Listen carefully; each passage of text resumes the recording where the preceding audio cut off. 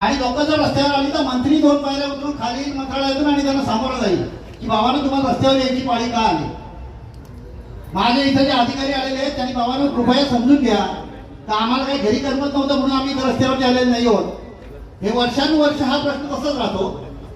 मला प्रश्न पडतो की अधिकारी वशिल्याने लागले, पैसे देऊन लागले की अभ्यास करून लागले, नक्की इंजिनिअरिंग पास कसं झाले इथपर्यंत शंका येते.